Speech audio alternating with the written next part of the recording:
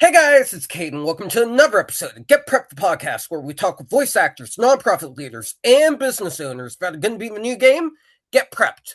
Today we're talking with an organization that one of our voice actors, Richie Tavak, brought on.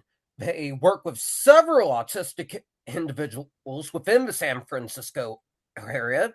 They are called the ARC, and the representative is Esther Landau. Thanks for coming on, Esther. Thank you very much for having me, Caden. It's a pleasure All to be right. here. My first question for you is, how did the organization start? The organization started 75 years ago this year. There were some parents who had children with developmental disabilities, and they did not believe that their children belonged in an institution, that they believed their children belonged fully integrated into the community, having the same life as everybody else and contributing. And they created the ARC. There's a national organization, there's state organizations, and then there's providers like the ARC San Francisco. So we've been around for 75 years. 75 is definitely impressive.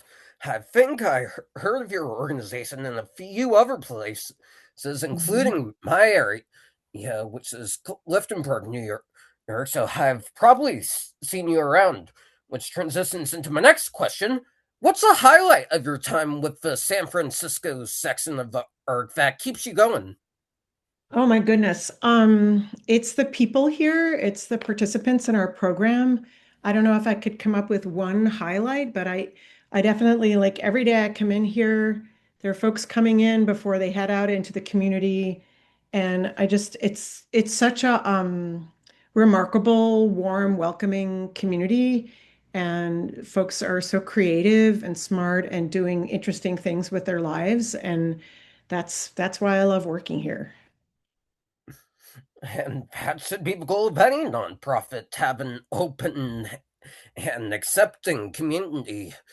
My next question for you is, what's something no one told you about running a nonprofit that you had to learn during the process? Oh my goodness. Well, it depends on the nonprofit. I would say working at a place like the Arc San Francisco, is it's very complicated. Like there's people doing so many different roles here. You have folks, of course, our direct support professionals, like Richie, who work directly with participants.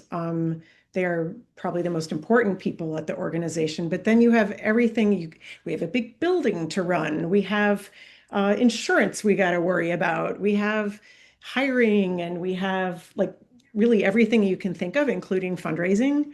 Um, so it's pretty complicated place. It's not, we don't do just one thing. We do many things. And I think that applies to any organization, whether that be a nonprofit or a Fortune 500. Running a business can definitely be a struggle. Right. Speaking of running a business, my next question for you is, which celebrity or public figure would you like to work with within the nonprofit? Oh my goodness. Any select, wow. That's a great question, and I don't have an answer for it right now, but we would love to connect with celebrities who have disabilities themselves.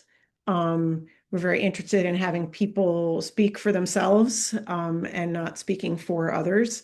Um, so yeah, I can't, there's a good number of actors and activists who I feel like would be great to partner with. I can't think of one off the top of my head, though. That's an excellent question.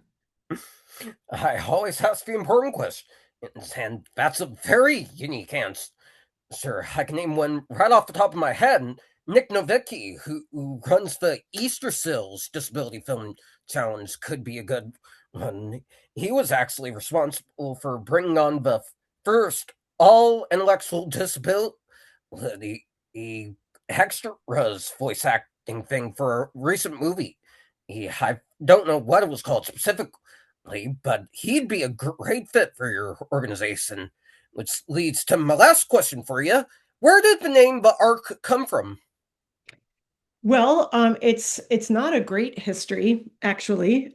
In the past, people used the R word to refer to this community, and so we were the association of our children. So if you're familiar with the misuse of the R word as an insult, we don't use that word anymore. And so the national organization decided to rebrand and they just went with the word ARC. So now it's a capital A and then a lowercase RC. So it's just more about like this kind of arc. And I'm glad they changed their name. I wish they had maybe gone to a whole entirely different name because we end up having to explain where our name came from. And it's not, I think in the 50s, people had a real different relationship to the language around this community. And they would throw around a lot of language that today we would find pretty offensive and insulting. But it is part of our history. So we have to acknowledge it. And that's the goal at the end of the day with any nonprofit, not to erase history, but to embrace it and learn from those mistakes. If we applied that to society more, maybe we wouldn't be so divided as we are now. That's a really good point. That's a really good point. You have to acknowledge what has been part of your past so that you can be clear-eyed about the future. Exactly. Anyways, that's gonna do it for this episode, guys. Thank you so much to Esther for coming on and sharing her story. If you guys want to see more amazing interviews with those involved in Get Prepped, be sure to like, comment, and subscribe to the Get Prepped channel. To learn more about the game and how you can get your business involved in it, scan the QR code here or go to getprepped.web.site. Thank you so much for watching, and we'll see you in the next one.